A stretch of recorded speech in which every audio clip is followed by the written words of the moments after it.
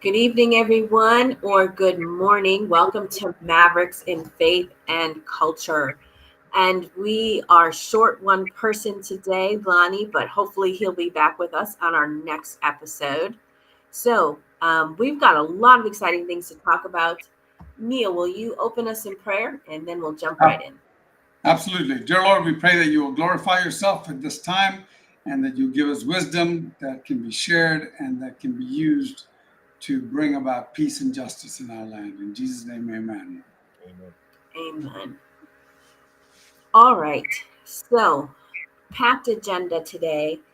Lots of exciting things have been happening in our country here uh, since the election, um, and we have some very pointed things we want to get to. So we really want to get to deep state, but before we get there, we do just want to cover a few issues. So first of all, um, let's talk about uh, Project 2025 and Agenda 47. Now, there's been a lot of pushback on people saying that Project 2025 belongs to Trump and that this administration is going to push that. I mean, I remember even seeing uh, Black communities having conversations and gatherings together saying, what does Project 2025 mean for us? As if that was going to get implemented. And repeatedly, President elect Trump has said that that is not his program. He has not put it together, he's not been involved in it. And so, really, what I advise people to do is go to donaldjtrump.com/agenda 47 because Donald Trump's plan is Agenda 47. It is not Project 25. Now, Project 25 was done maybe 2 years ago, or it's been a long time in process. And Yeah. basically, what it is led by Heritage Foundation, I believe. And Yes. what they did is they brought together like over almost 100 conservative organizations, conservative voices. And I wouldn't call it a manifesto, but they put forth program guidelines on lots of topics and issues that affect the nation. Yeah. And so they addressed it, uh, what a conservative, family focused, God focused programs, guidelines would look like. Not saying that it's a bad thing. I've not read the whole thing because it's like almost 900 pages. Okay.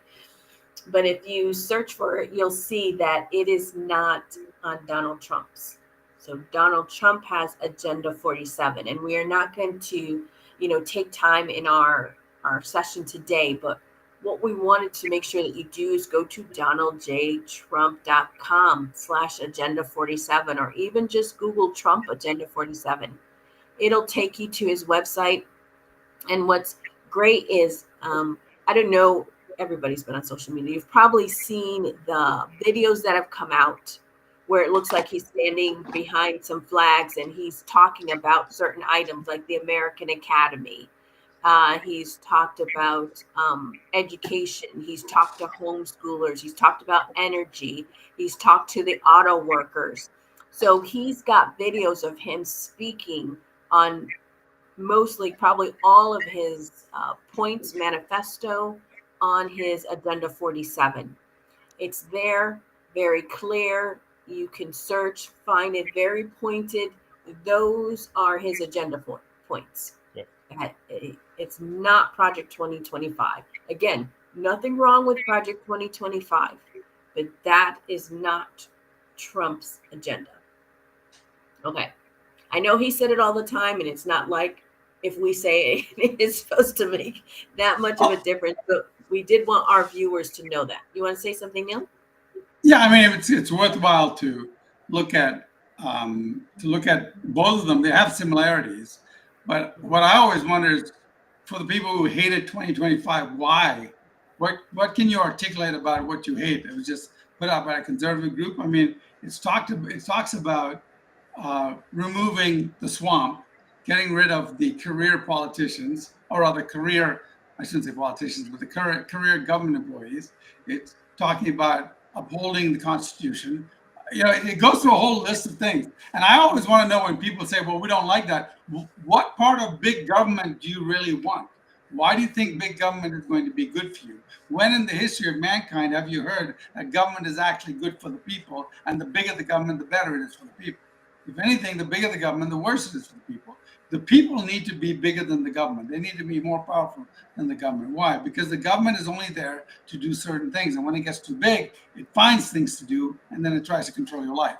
And once it controls your life, you get all these petty emperors in government trying to run your life. And that's exactly what it is like in many other countries. You go to India, you see all these little fiefdoms of government workers who control huge things. Look at China. Look at it doesn't matter where. Just pick a country. Look at the ancient world. Look at Rome. Right? You find these people who are entrenched government workers trying to. They're full of corruption. They're taking money. They're oppressing people. They're creating laws that shouldn't be made.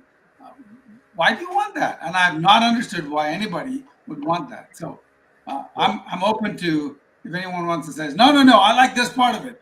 Okay, well, what about the rest of it? Let's get down to the nitty gritty here.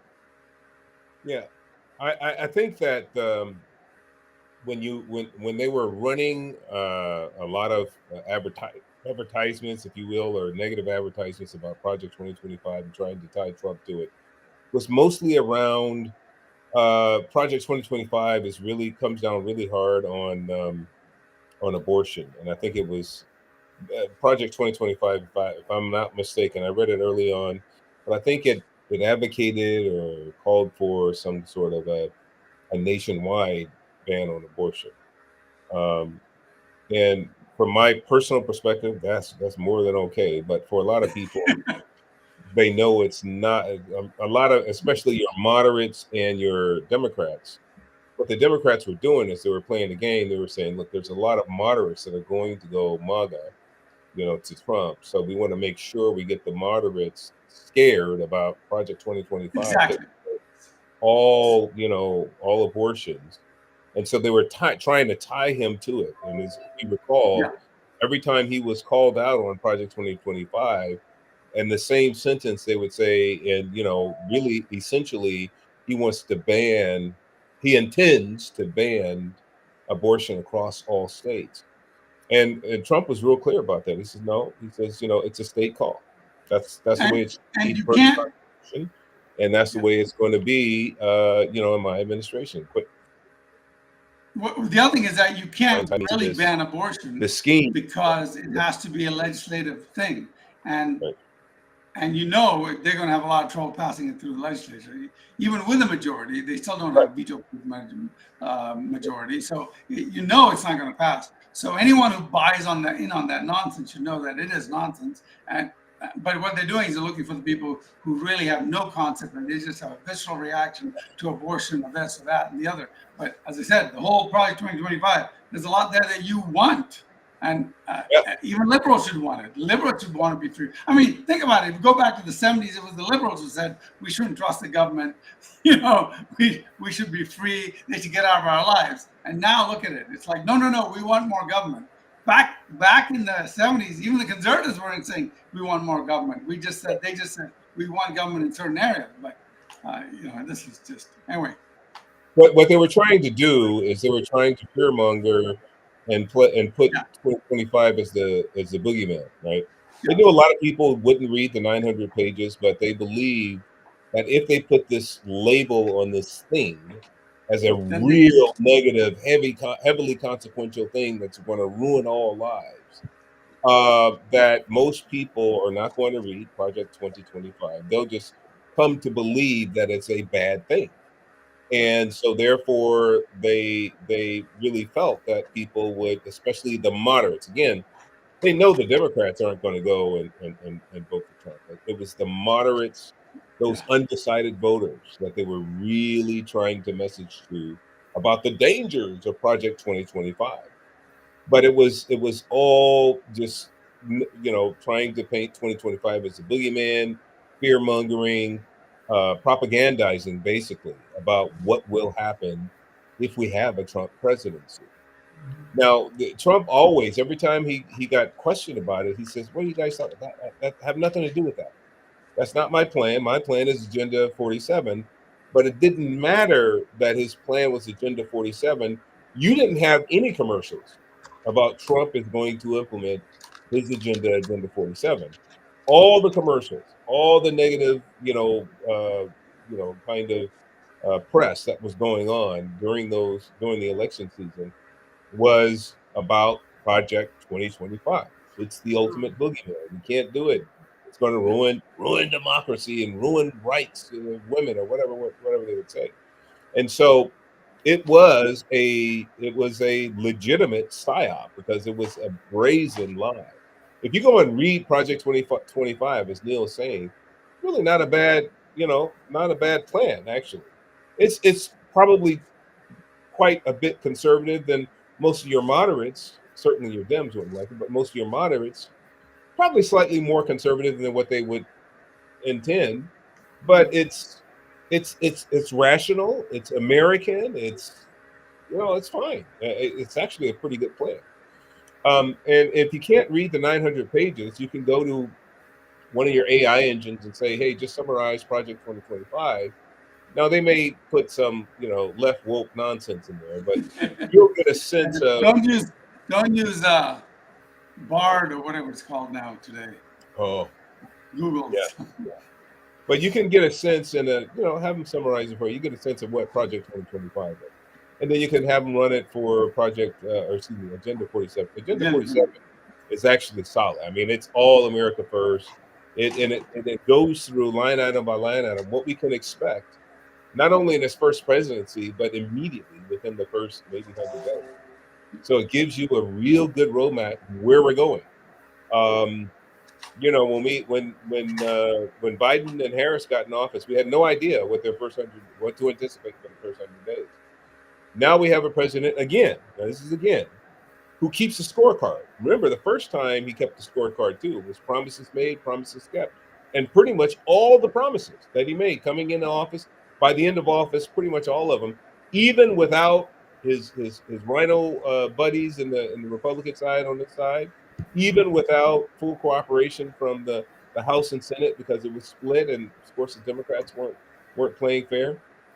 Even with all of the shenanigans, he pretty much kept pretty much all his promises. I mean, there's more work to do, obviously, but you have a president now that believes in not only creating a vision and setting milestones, but he sets it for himself, and he's asking us to hold him accountable to it. That's a beautiful thing. And so that's why I'm so excited about this presidency, the second one, really his third one, but we won't go there. The second one. Because it gives us an opportunity to be optimistic. If you read Agenda 47, it's all goodness. I mean, if you're an American citizen, you just love American sovereignty and what that's all about, there's nothing to dislike about Agenda 47. So it's a wonderful plan, and I encourage all of our listeners to go out there and take a look and really begin to embrace what's important for America and Americanism going forward. Good. Um, one of the things that I also liked about Agenda 47 is before this conversation, Neil and I were talking about the reading levels of Americans, how low that is. I appreciate that he has done videos for every single topic point. Mm-hmm. So you can listen if you can't read, or your comprehension is, I mean, he has made sure that it is accessible, right, to everybody. And I think that was brilliant. It must have taken him a lot to have to go through every point and do a video on it, but he's just that committed to making sure that people can read and understand it. So I appreciate that about him. Mm. We don't want to necessarily it could be easy to slide into cabinet secretaries and nominees and all the different things that are happening. But we have some really two big topics, that the Daniel Penny verdict and also the deep state. But sliding, we just I want us to, so as Republicans here on our platform, and as we're speaking, and we have, we have a Black woman, a Black male, we have a true African who is a naturalized citizen, Right. born in Ghana but Indian.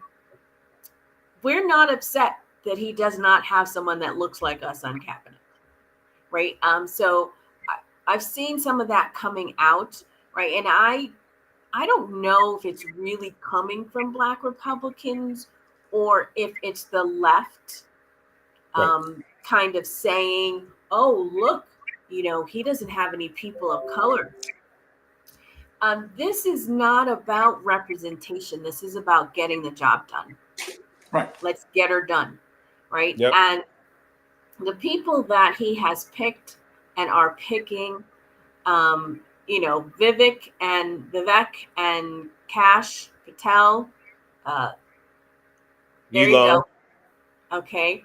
Elon South African, but people always Yeah, he does have an African American on there. he does have Yeah, an that's African right. on there. a real African American, right? He's really got an African on his platform there. But I want you guys to comment on it. And so I'm just going to start with it doesn't bother me because we're Americans, right? Right. That's what I seek, is qualified Americans who are leading the charge. Yep. And I feel like if we look back through administrations, I don't, as far as cabinet secretaries and at that level, who's done just an outstanding job. And the thing too is that he's not picked people necessarily who are politicians. Yeah. Good. Right. And so he's picked people who have the AG. Okay, so there are a few people who worked at that government level but actually held their own. There's a lot of entrepreneurs, business people that he's brought in. And it's really about if he's going to drain the swamp and if he's going to take care of deep state, you kind of have to bring in people who don't have those connections. That's right. And those are the people that the left or people might think should be Black conservatives who should be in there. They're all still very much connected to politics in DC. Yep. Right. And so if we're trying to break that, we would need to really break that. And so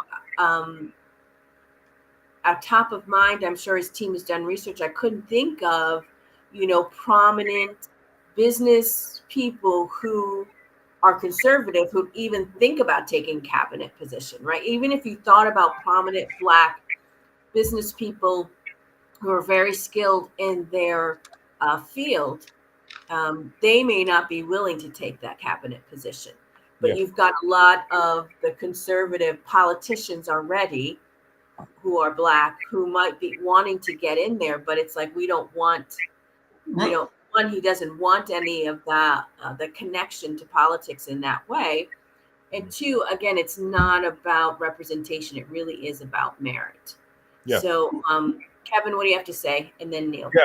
Yeah. So I think you're absolutely right on this, right? So the reason why we here at Mavericks and Faith and Culture are not upset about the current picks is because this, we run our lives based on, not on skin color, not based upon gender or sex, but based upon competency, skill set, proven, track records that have demonstrated meritocracy.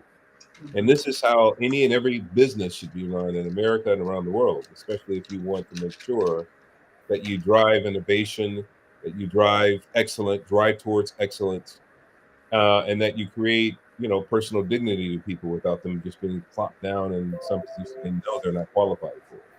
So what he's doing is very, very important. Biden was the DEI president, and Trump is proving he's the anti-DEI president.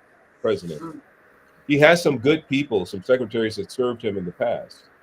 Dr. Ben Carson, great man, honorable man. Nobody his uh, his intellect and competencies are unimpeachable. However, he is not a disruptor. Now I know Dr. Carson and his wife Candy personally. I had a fundraiser here for them at my house and spent a couple of days with them and have met with them privately over the years. But and as much as I love him, his skill set and what he stands for, his personal dignity, everything, just an incredible man. Mm. He is not a disruptor. He Mm. is not a person that has the um, you know there's there I do believe he has a type A personality, but his he doesn't have the we'll tear this whole thing up if it needs to be just so we can start over and do something new. That's not him. He would like to work within the system, from what I can tell. From what I can tell, he would like to work within the system, refine it over time, and that kind of thing. And if you look at all of Trump's secretaries, they are more than willing to burn the entire agency they're taking over down. It doesn't if they can't get it right. They're like, hey, Cash is going into the FBI. And he's Mhm. like, man, we're gonna close FBI buildings. We're gonna tear this thing down. Every FBI agent's got to come to work. Every other, other folks are saying the same thing about, Doge is talking about. Look, let's just sell off these buildings. People don't want to come to work. They're not going to get paid. I mean, you got real disruptors here. These are people that Mhm. have been competent at disrupting existing Mhm. paradigms to Yeah. create a more efficient, a more a more proficient paradigm within Mhm. a business or work setting. So Mhm. all of the people have that kind of background. Mhm. Linda McMahon want to get into education and just tear up the whole model for education and rebuild it, giving money to the states directly in doing this. This Mm. is this is not your, hey, let's get in here and hope that we can, steer the ship in a different direction over the next 4 years. Trump Mhm. is putting a demand on all his secretaries in the first year or in the first 100 days. We want radical change in every, in all of your departments, all of your Mhm. agencies. Mhm. So this is the kind of person that we should look for and that we should encourage that we put in. And if you can't find appropriate, ethnic people to fit these positions, like you said, we already have a few, several. We have Cash, we have Vivek, we have Elon, and we have other folks that are ethnic. But if we can't find people with the darker paint job, as our man Lonnie would say, Yeah. um, it's not because they're not wanted or they don't deserve to be there. It's because there's a particular archetype. There's a particular Mhm. personality type. There's a particular type of person, a Mhm. psyche that drives a person to be a disruptor, and that is what Trump is putting in place. He himself is the consummate disruptor. He needs all of his secretaries to be on the same page, to have the same motivation to Mhm. completely destroy things if they need to in order to rebuild it in a more excellent way. Mhm. So yeah, we have no qualms with any of the secretaries put in place today. Neil, you're typing away there. What you got for Yeah, us? I'm making some notes here. Well, part of it is, and I was trying to calculate it out, is let's think about it. Only 13% of America is black, Mm-hmm. right? Okay. Now, but how many percent of those blacks are conservatives? Maybe 3%, Yeah. 4%, right? So if you're going to say he's going to go pick any black person, no, he's going to pick a conservative black person. So the minute that you say, well, hey, we just don't have that many black conservatives, now it's growing rapidly. I agree, and we want that. We want it to be to the point. Well, who's he going to pick? Is he going to pick some liberal? No, he's got to pick a conservative. So his available pool of conservatives has shrunk so much more. Yes, he does have accurate representation because the 3% of blacks, let's say there are 20 positions, 3% of the country is not going to fall into one whole position. Yeah. You need at least 5% to be one position, right? So it just is the nature of the beast. And so, and then when you start looking for people who are ready to upset the apple cart, who are go-getters, a lot of those go-getters happen to be Democrats. And you look at the big name blacks who made billions and millions, they just happen to be fully bought into the Democrat Party, into big government, and all that stuff. So I think it makes sense. He's probably done a good job looking for someone, just hasn't found someone who could fit that deal. And just like, I've hired people for companies, we've hired people for companies. I'm going to look for the best person. I don't care what color you are. I don't care I don't even care, Yeah. as long as you believe what we believe, I'm going to hire you. Yeah. Yeah. And you're good at it, obviously. Good, The best. good. That's good. So, one last thing, and this is kind of still sliding us into the deep state. We're getting to the deep state. We got to talk about Daniel Penny, right? So Neil wrote an excellent article. So go to our website, read the article. We released a press release about that as well. Really pleased about the verdict. So, of course, Neil, we're going to start with you. Tell us about your article. Tell us why you took that opinion. Well, I mean, let's think about it. I mean, the reality is this gentleman who died had been to jail, had opportunities with the police. The police let him go. If there's anybody responsible for his death, is that they left a dangerous person on the street. And we're lucky that it was his death and not a bunch of other people's death, right? That's the first thing you have to look at. Now, he's had a very troubled childhood. He was born in a broken home. His mother got murdered. We understand all that. But he was dangerous. And he was just as dangerous to everyone else as he was to himself.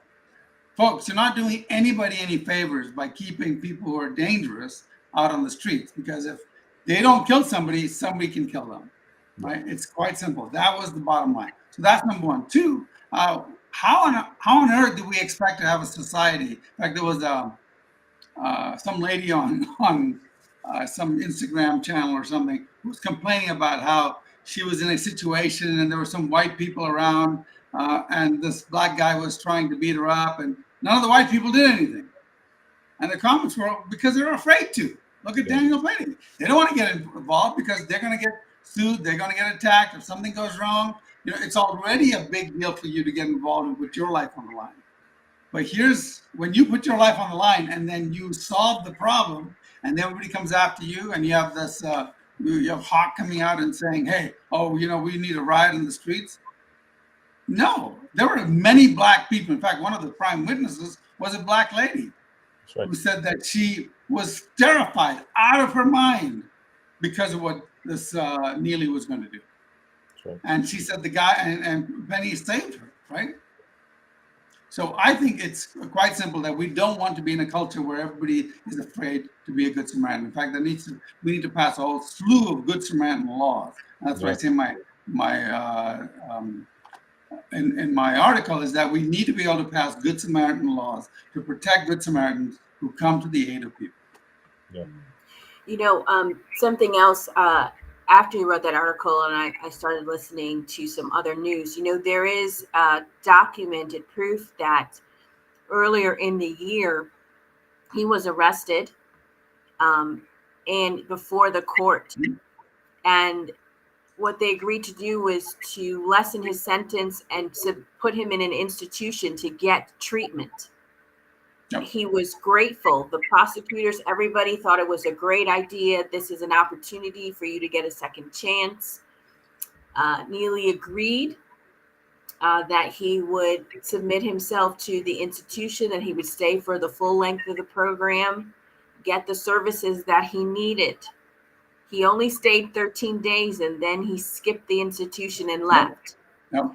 And the thing that one of the podcasters were saying is that, where was the family then? Right? Where was BLM then? Where was the family? Where was everyone who was supposed to be responsible for him Yeah. not dealing with him and making sure he got back into the institution, right? Because if you get committed and you assume the responsibility of being committed, and you have court documents, you can see the transcription of the conversation that happened in court, where he agreed that he was grateful that he was going to have this opportunity. And then after 13 days he leaves. We know that 13 days is not long enough, right? Especially if it's a 6 or 7 month program. So, but yet what we have is now people coming out, family, BLM leader, that why didn't people offer to help him on the train when he said he was hungry? Why didn't people offer to help him? And it's like, it's not, where were you? Where were you when he skipped the institution and didn't go back in? Right. And how is it the responsibility of the public community to take care of his mental health problem? They pay the taxes, they pay for the court system. You know, somebody had to pay for that program. Like, he didn't just go in for free and his insurance didn't cover it. So it was tax money that went in. So we do take our responsibility, right? But it's not the average Joe's responsibility to say, listen, man, you know, I'm going to take you, give you some food and take you back. Like, they don't know his story. He's a stranger to them, right? And if any stranger walked up to your family member that you didn't know and harassed them, right, you're not going to stand back and say, oh, you know, listen here, family member, you should have just bowed your knee, emptied out your pocketbook, took them by the hand, put them in your car, you know, taken the subway. Like, you wouldn't say that. But now that something else has happened, it's all the white people or other people's fault that nobody cared for him. And it's like, he had opportunities, a free one, and he left, right? So, you know, again, we're not talking about he was randomly shot by a sniper. Right. We're talking about that he went and terrorized people out of, you know, understanding that there's a mental illness going on. But who knows that when you see someone? Like, we don't have, you know, we can't take a picture of him and pull up all his statistics on the phone and say, oh, this is Not who yet. this is, you know?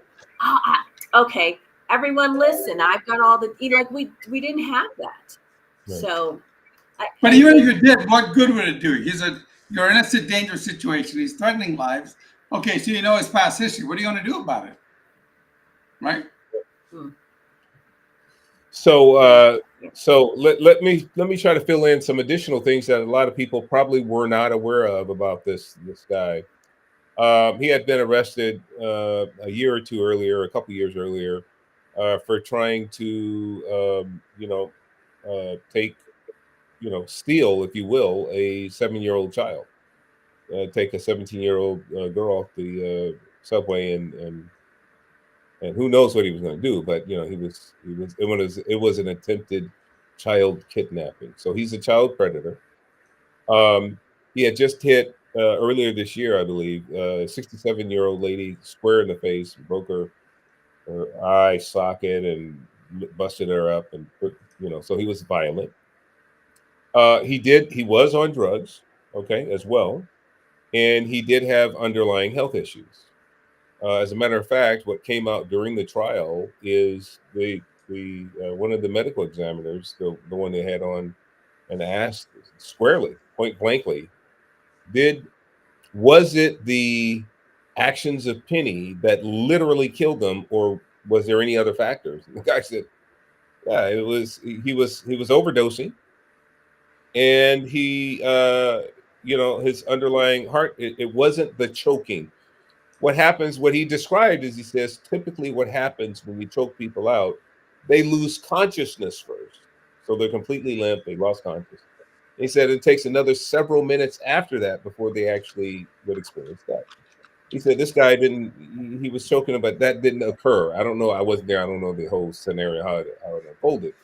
But he said literally it was the underlying health conditions and that. Now, That's, it's unfortunate. The guy lost his life. It's still, I'm not trying to, but I'm just Yeah. saying Penny did not cause it. Now he may have helped precipitate some of these issues, underlying health issues, and it may have aggravated whatever level of high he was on, may have took it to another level. But he didn't literally kill him. And we've heard that in the news. Oh, he killed him and blah blah. He didn't literally kill him. It was these other factors. Now, the other thing that I want people to understand is that we would all be great. I know I would be grateful if my daughter was on a public transportation somewhere, or my wife, and they had a person like this guy on there threatening to, because the guy was threatening to kill everybody on the train. He was threatening. He says, "Look, I don't care if I go to jail. I've been to jail many times. I'm gonna kill all y'all. We're gonna all die today." Whatever he was saying, all this rhetoric, and so he threatened everybody and threatened to kill everybody. And he had the violent background, and I guess the actions to go along with it. So what do we do with that? We have innocent, older ladies, other women, and children, and all that on the train. Somebody should have taken responsibility for that, and I'm glad for people like Daniel Penny, who was a great man, obviously military background. He's a national treasure, in my opinion. He's a hero. And he took responsibility for that moment, as opposed to letting a violent child predator type guy go in there and start abusing people. So he took what action he needed to take. There's one So other those thing too. are factors that needed to also come out, but we didn't hear about them. And when you take a look at everything on balance, you see that this Daniel Penny really didn't do anything wrong. He did everything right from a look. I just want to protect life. I want to protect those around me. I want to protect this environment. So let me take action so we could all be okay together. And so from And that, there are two parts here too. One, in the testimony, it did say that when the police found him, he was conscious. I'm not conscious. He was alive. He was just unconscious. And one of the ambulance workers, whoever, decided not to give him first aid or CPR because he would have had to give him mouth to mouth, and he didn't want to get any sort of disease. It's actually right there in the testimony, right? So they could have revived him, but they chose not to because they were afraid of, and they didn't have. I guess they didn't have a way of doing it without. You have to have a special thing that protects you from. So that's one. The second thing is it's very clear that Daniel Penny didn't care what color Neely was. yeah, I mean, he didn't care. He was just there to protect lives. And the third one, as you mentioned, is so what follows? In apologetics, we have this thing: if somebody states something and they make a declaration, and you say, okay, that's a great declaration. What follows from it? And they go, what? Well, what is the consequence of that declaration? What follows from it? Well, let me tell you what follows from Daniel Penny. Penny should not have gotten involved. Somebody that day would have died, and it wouldn't have been Neely. yeah. Now you choose. Now, and it may have been Neely too. Maybe 2 or 3 people would have died, and then the cops would have come out and shot him. Yeah. What follows from he shouldn't have done it? So what follows from that? Yeah. Any comments on what they're saying about DA Bragg? The district. They said he's at risk of losing because he's losing these big cases. He lost the Trump case. He's going to lose this. He lost the Penny case, the Trump case, and so they're saying, look, he needs to be replaced immediately because he's got bad. While he's losing these major cases with high profile, all during the day, all day, he's not taking any cases against lower crimes like this one, like Neely and other folks around New York that are really wreaking havoc on all citizens that within the city of New York. So you have these Venezuelan gangs that are taking over places. He's not doing anything with them. He's not doing anything with. He's just letting everybody else go. He wants high profile cases and losing them because he's trying to create a name for himself or enhance his name on the backs of high-profile people and Mhm. high-profile cities. Taking care of the day-to-day instances that come across the crime in New York. It's through the roof, but he's doing nothing about it. So they think he'll be. I thought I read that it was either a recall or some kind of or the next election cycle whenever his time is up. Mhm. He's done. They say he's Yeah, something just popped into my head, and it's really a good place to talk about it. Um, with these government leaders, right? Chicago mayor. I mean, come on, people. Like, how? How? Okay, black mayor, right? Oh, did you guys remember? Did you guys see the video I sent you to about Baton Rouge? Okay, we'll get to that in just a No, second. no, no, not So, yet. okay, so we've all heard about Chicago mayor. And have you seen any of the videos of his town people telling him off? Yep. Right? Telling him off, these black people telling him off because they're spending more money on illegal immigrants. Yep. Right? Like his people are making it clear that they don't like it That's on right. national television now. And now he's still going to double down. Yep. Right? I don't know if you saw the latest one where he's like, no, we're going to be sanctuary city. We're Yep. not necessarily going to agree. And he's like, I don't even know what this czar position is. Like, hello. I'm just like, come on. Yeah. What is it about? What is it about the immigrant, the what is it about a foreigner taking services and money from your local citizens that you put your local citizens to the back? Yeah. Like I Well, I'll answer that. I don't understand. I really I don't even think it can't be just because you're a Democrat. Like what I mean, are you getting money on the side? Are you getting kickbacks? Like why? Well, it's a perpetual power play. They know that they're bringing these people from all over the world who are illiterate. Most of them, most of these people are illiterate. And what I mean is they have a less than a sixth degree or sixth grade education. Most of them have a third grade level education in their own language. Hmm. So they're illiterate in their own language, and they're coming here, and because you let them stay in your city, they're going to vote for you. And so these cities that are allowing this already allow anybody in the city to vote with or without identification. So they don't care whether you're here legally or that. They know that because you're going to be grateful that they give you all this money and all this time in their city, that you're going to rubber stamp their next election in the next election cycle. That's what they're counting. Yeah, it's just votes. You're just going to you're Oh, buying votes by selling out your own people, yep. buying votes to stay in power. So it's got nothing to do with wanting to solve problems. It all has to do with power. It's power corrupts. It's what we call a moral hazard, and they shouldn't be allowed to do it. And it's why we have laws against people voting. Otherwise, yeah, let me tell you a quick story. In Oregon, there was a Indian guy named Bhagwan Sri Rajneesh. I don't know if you remember this guy. It Oh was yeah. 1980 Yeah. up in Wasco, Oregon. And not Wasco, his sisters and Antelope, Oregon, to be precise.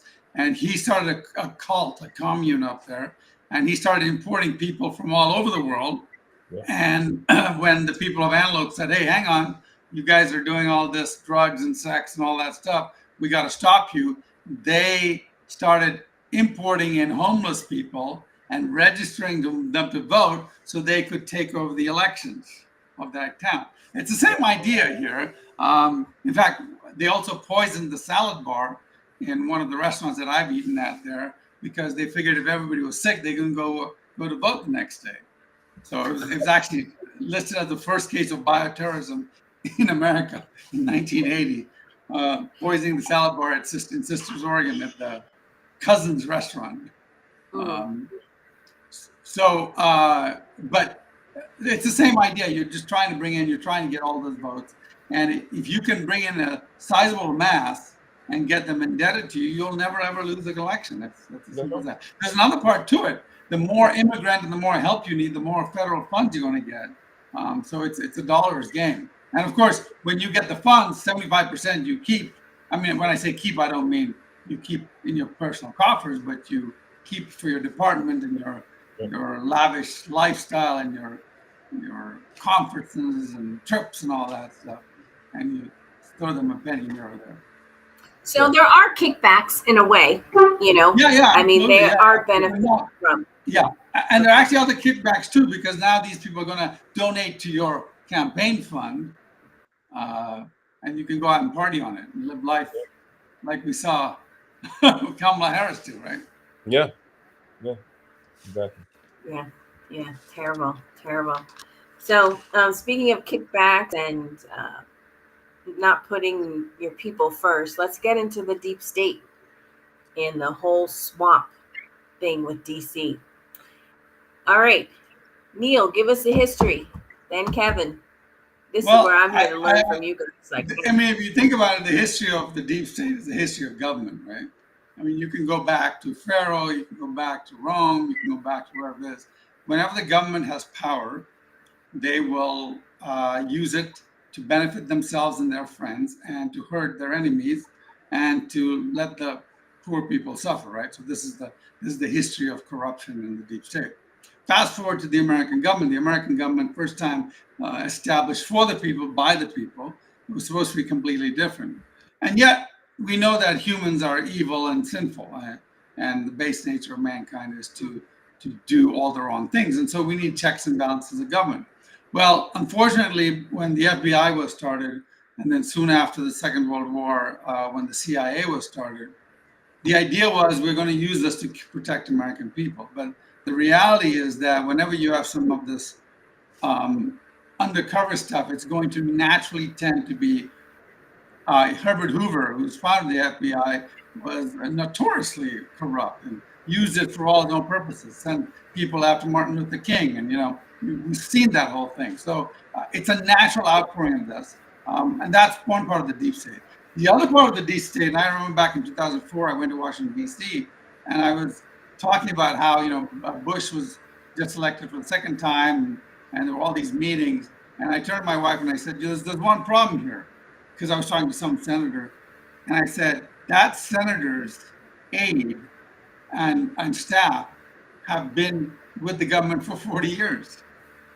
I said, that's the mindset behind every Republican, behind every Democrat, behind everybody. There's a staff. And then you look at the government workers all over the thing.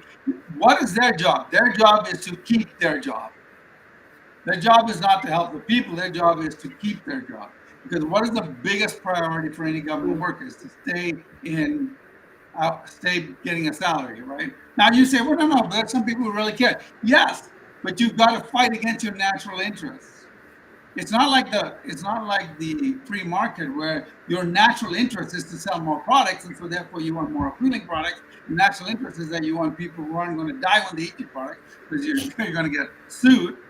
There's a self-correcting mechanism. There is no such self-correcting mechanism in government. In government, deep state is a natural outpouring of the fact that there are no checks and balances once you get in there, and you get the CIA, you get the FBI, you get the government workers, and worse, you get the CIA with the MK Ultra. You get the CIA right now. We think they're the ones. Robert Kennedy is going to look into this. They're the ones who killed Robert Kennedy's dad and his uncle. You're going to start getting into all this stuff. Why? Because they're unchecked, and that's the problem. And they don't care about you. Yeah. So what has been documented about the deep state is, from Hoover onward, we've had people who have had these positions, especially within our spy agencies, that they realize that, let's see, I'm just a government worker, but I have some incredible powers. I didn't have to be elected. This is actually the ideal position because I can exercise my power, my influence, my position within the federal government I could make or break anybody because of the power and influence I have, the access to public and private files and top secret and non-top secret notes. I can go anywhere and everywhere, and really, I could. This power will allow me to completely change outcomes of people's lives, or whatever. And I didn't have to be elected. I'm not going to run in 4 years. I'll be here No. for another 30 because I'm a federal government employee. So take that mindset and as sort of a microcosm and overlay that onto, I think the federal government has what 4 or 5 million employees. Now, not all of them have that kind of power, but the people at our spy agencies really do, especially with the Patriot Act, which then opened up the door for all going into and spying on American citizens. So if you take just the portion of federal employees that are in our spy agencies, let's say maybe it's as little as 500 people or 1,000 people that actually have access to all this stuff within our spy agencies. They can do a lot of damage. They can do a lot of damage to people that are coming in who are of the opposing party, presidents who they don't like. Um, they can cause all kinds of problems.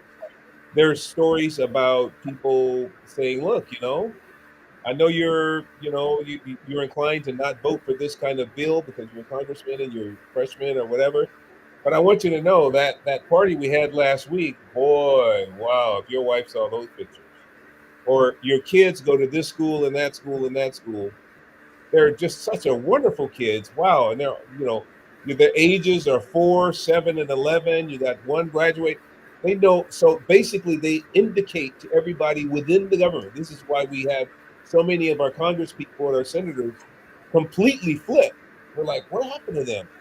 Well, there's these sort of pseudo threats that are kind of cast out there from the people within these agencies that have all this power and say, look, really need you to kind of play on this code. I mean, this is a critical one.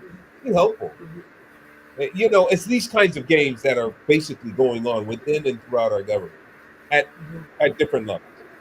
And so that is what you would call a government out even outside the government. It's a deep state apparatus of its own. Now, these deep staters, from what I understand, they recognize that they're in a subculture of power. And so they actually meet in Georgetown and other places, and they just yuck it up all the time. It's like, you know, and so it's not so much that it's scripted or highly coordinated. It's just people kind of know that this is what it is. And you either play or you end up dead or something happens to the kid, whatever. It's all kinds of what we would like to call conspiracy theories that really kind of model out what we would consider to be the deep state. These are people that are beyond, necessarily firing or beyond. They don't get elected, so they don't have to worry about a 4-year cycle. These are people that have secreted themselves and their best friends in these organizations in and throughout government, and that's what Trump and his disruptors are going at. Because we as American citizens, we can't live free if we have people, if we have organizations or subcultures within these organizations that are so powerful that they can ruin anybody's life at any time. I mean, that's really kind of hard to fathom, but that's what we have. And so when Trump says, "Look, we're going after the deep state, we're going to completely dismantle it and destroy it. These agencies work for you. We're going to make them accountable. We're going to hold everybody accountable. Those that have done these treasonous acts, we're going to throw them in jail." This is a wonderful thing. This is not retribution. This is correction. This is going in and saying, "No, you not only ruined my life, but you ruined the American people's lives by your tactics, and you're out of here." Or we're gonna, hold you accountable by bringing up charges because you well exceeded your authority when you did this. Those types of things are important. The deep state is very similar to the old tax collectors. Remember in Jesus' day, the tax collector, he could, the way it worked is that Rome would say, look, you're in charge of all of Jerusalem. I don't care what you take from the people, as long as you give me X, and we will support you for whatever. And so the tax collector could go out and say, I want 3X from you, I'm going to keep 2X, and I'm going to send you X, right? So that's why they hated the tax collector.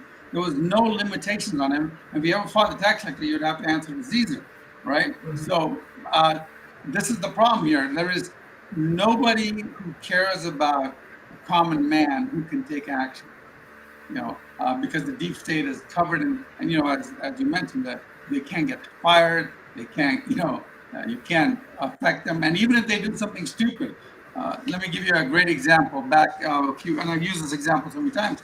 A few years ago, we had that whole BP oil spill in the Gulf of Mexico, right? So everybody's like, oh, what's going on? What's going on? BP said, what are you talking about? You can't sue us. Why? Well, because we just had an inspector here 2 weeks ago, and he said everything was fine. But everything was not fine, but they inspected. You think, and so when they figured out who the inspector was, do you think the inspector got charged with any crime? Do you think the inspector was punished? Do you think, he probably got a promotion and got to retire with this full pension? Nothing, and that's why one of the things I talk in my book, How to Stop Racism in America, you can't have the government checking anything because there's no consequences for them doing a poor job. And it's the same way with these deep state guys. That BP guy, the inspector of the BP, was part of the EPA or some organization. He's part of the deep state too. He doesn't care. Oh yeah, Jack, all this, and for all we know is they said, hey, let's go out to dinner and we'll treat you to this great thing and just give us a good favorable rating. Okay. So let me give my spin on how I think we see the deep state in operation. Let's take medical trials or drug companies that issue something. There's some really bad effects. People are dying. Environmental issues, right? Large companies are dumping toxic waste or something, and a whole city is sick. Right? You can't deny that the whole city is sick because some company mismanaged their waste. I would think of Julia Roberts and the Pelican Brief, right? Remember that movie back a while ago? I'm dating myself.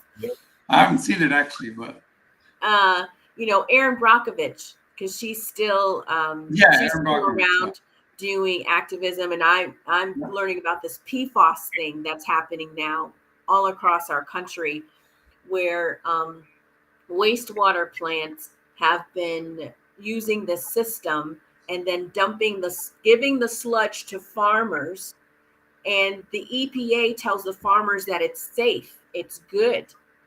So what's happened now is that sludge they're finding out now. Well, they knew a while ago, 3M and some other companies knew that the sludge that they were putting out was toxic to humans.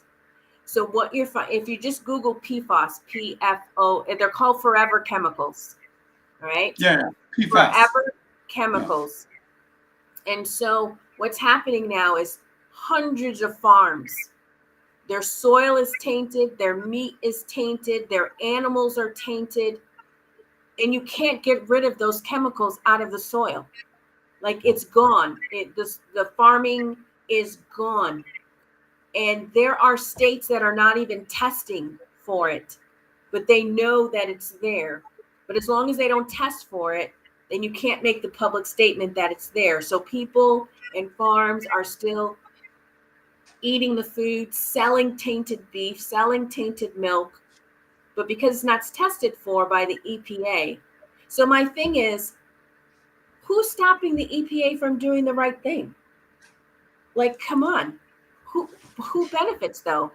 Is it corporate America? Is it the deep state? Well, people who are invested?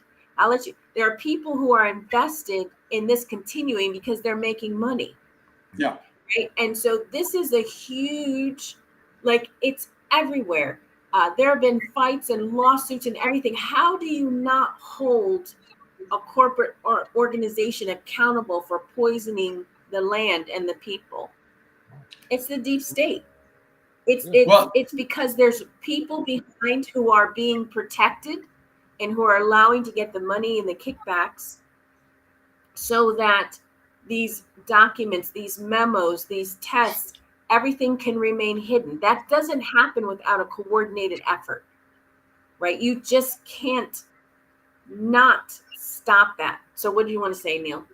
well, no, I'm just saying it's what we call the moral hazard, right? Now, moral hazard is like if you have a house and you say, oh, I'll just say I have a water leak.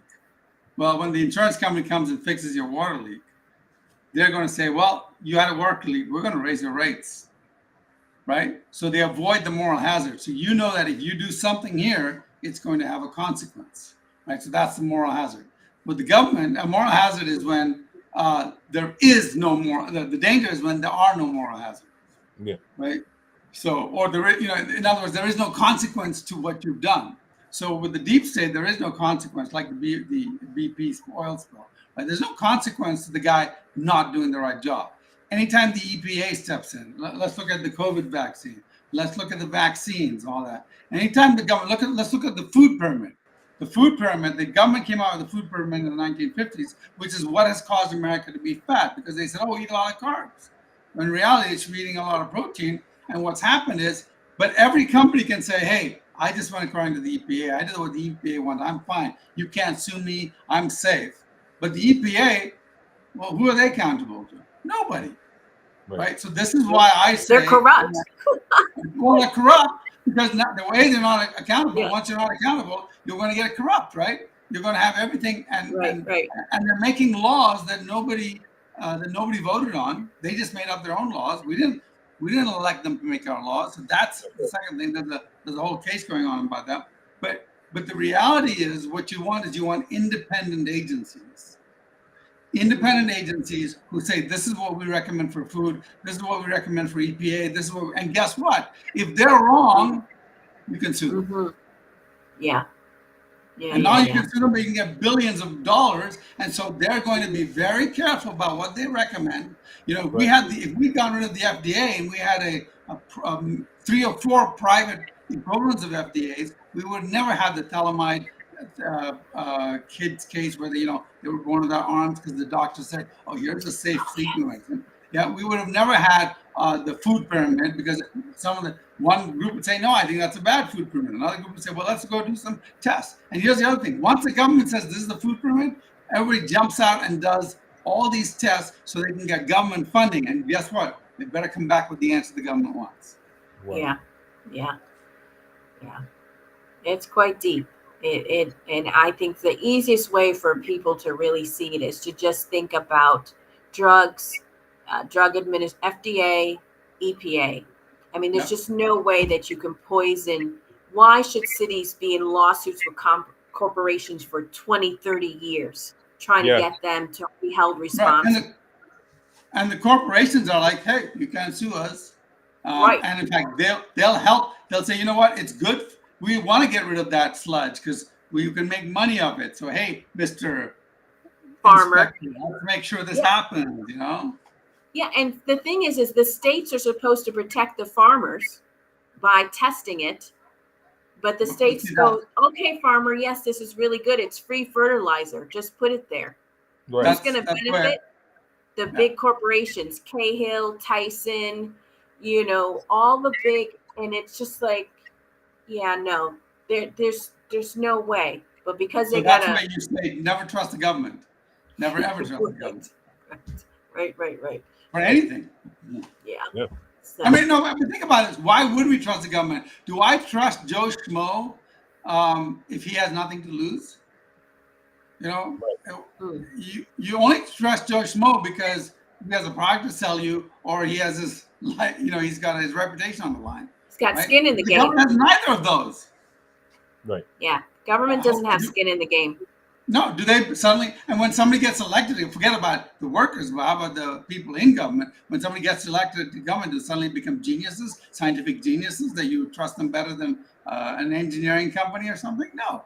And then you think you trust the engineering company not to go to the government and say, hey, why don't you let us sell our stuff and stop the other stuff from being sold? Again, unless you have private people doing private things and they're worried about being sued, you can't hold them to any standard. That's right. That's right. Wow. We covered a lot of ground tonight, this morning, wherever you are. Thank you for joining us. Again, we encourage you, please do your research on Agenda 47 and read that. The deep state can be a difficult topic. You can swim down a lot of holes, but I would say, again, look at just some of the EPA cases, check out Forever Chemicals, because it affects everybody. It's in all 50 states. I think only 2 states actually test for it. Wow. Just look at some of the EPA things, the FDA things, look at our healthcare system. More and more is coming out about vaccines. And we're not just talking COVID, we're talking about autism. We're talking about the vaccines that have been given to children, telling them that, it's safe. Just do your research on those things and you'll realize if this could be going on and approved by the government, there must be something in the government that is benefiting by our detriment. Yeah. And when you see that, know that the deep state is in operation. That there are people who cannot be voted out, cannot be elected out. You don't even know their names. Yep. And they are the ones who are reaping the benefits from the harm of our people. And it's happening in America right under our noses. So thank you for joining us tonight. And we hope to be back again with you in 2 weeks. All right. Goodbye.